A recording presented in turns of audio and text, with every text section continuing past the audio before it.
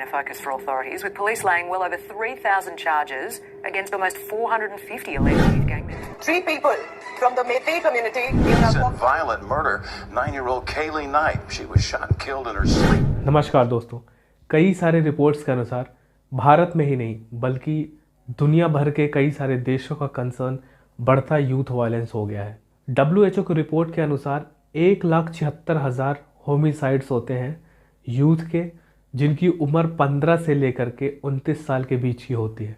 Majority लोग जो perpetrator और विक्टिम होते हैं वो मेल ही होते हैं।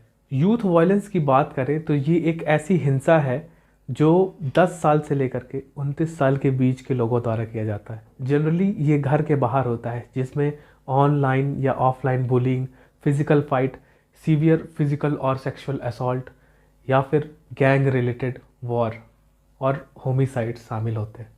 दोस्तों, यूथ वायलेंस का रिजल्ट अक्सर डेथ, इंजरीज, डिसेबिलिटीज़ या फिर लॉन्ग टर्म हेल्थ कंसिक्वेंसेस होते हैं। ये स्कूल ड्रॉप आउट का भी एक कारण होता है और ये बौद्धिक विकास पे भी गहरा इम्पैक्ट डालता है। ना कि यही, बल्कि ये उस व्यक्ति के साइकोलॉजिकल और सोशल फंक्शनिंग में सीवियर या लाइफ लॉन्ग इम्पैक्ट डाल देता है। इसके अलावा सामाजिक दूरियां बढ़ जाती हैं, फैमिली, फ्रेंड, कम्युनिटी सब पे इसका गहरा असर पड़ता है।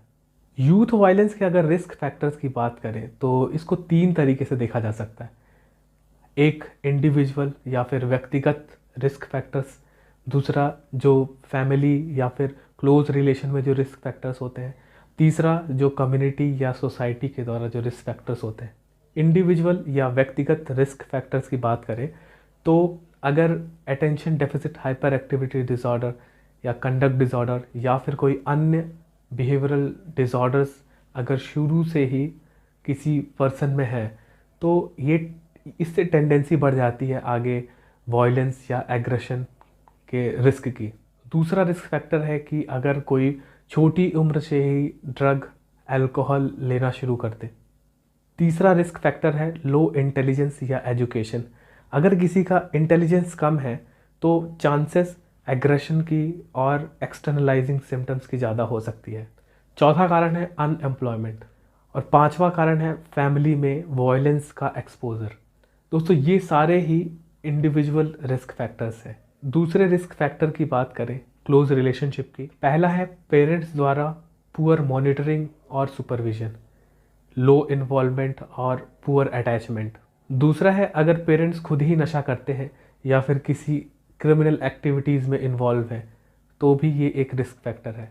तीसरा है फैमिली का लो इनकम। चौथा है अगर बच्चे की संगति किसी क्रिमिनल एक्टिविटी में इन्वॉल्व हुए लोगों से हो जाए। तीसरे रिस्क फैक्टर की अगर बात करें कम्युनिटी और सोसाइटी की, तो उसमें सबसे पहला है आसानी से नशे की चीज़ या फिर वेपन्स उपलब्ध हो जाना। ये एक बहुत बड़ा रिस्क फैक्टर है। दूसरा है रिलीजियन और कलर बेस्ड डिस्क्रिमिनेशन, जो कि हमें कई सारे देशों में देखने के मिलेगी। तीसरा जो रिस्क फैक्टर कम्युनिटी और सोसाइटी में है वो है इनकम इनइक्वालिटी।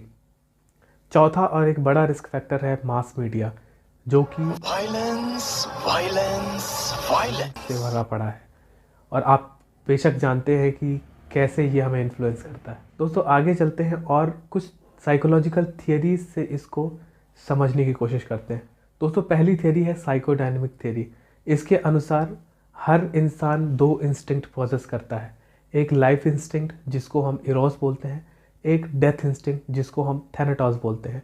इन दोनों के बीच में कॉन्फ्लिक्ट होने से एक टेंशन बिल्डअप होता है और ये टेंशन आइडियली सही जगह डिस्प्लेस होना चाहिए या फिर सब्लिमेट होना चाहिए।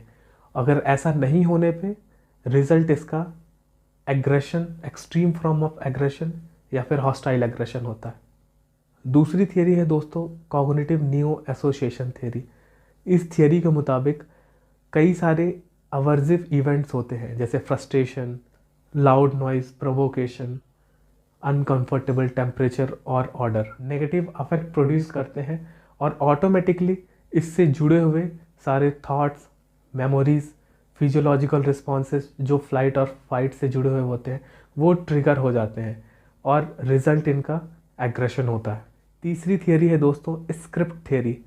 इस थियरी के मुताबिक जब बच्चे मास मीडिया पे वायलेंस ऑब्जर्व करते हैं तो वो एग्रेसिव स्क्रिप्ट लर्न कर लेते हैं और बाद में वो कुछ समय बाद रिट्रीव होता है और उनके बिहेवियर को गाइड करता है पर्टिकुलर सिचुएशन में।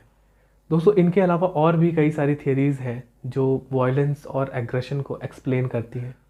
दोस्तों अगर यूथ वायलेंस के प्रिवेंशन की बात करें तो इसमें कॉम्प्रिहेंसिव अप्रोच की ज़रूरत है, जिसमें इंडिविजुअल, गवर्नमेंट के various stakeholders, family, friends और कम्युनिटी और सोसाइटी सबको मिल के एक साथ काम करने की ज़रूरत है।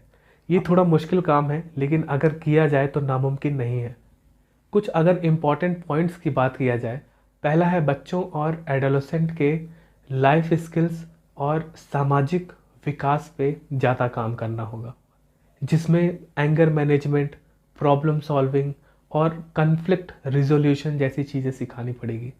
क्योंकि दोस्तों इस टेक्नोलॉजिकल एडवांसमेंट के ज़माने में लोगों का IQ तो बढ़ रहा है, बट EQ यानी इमोशनल कोशेंट जो है वो घटता चला जा रहा है।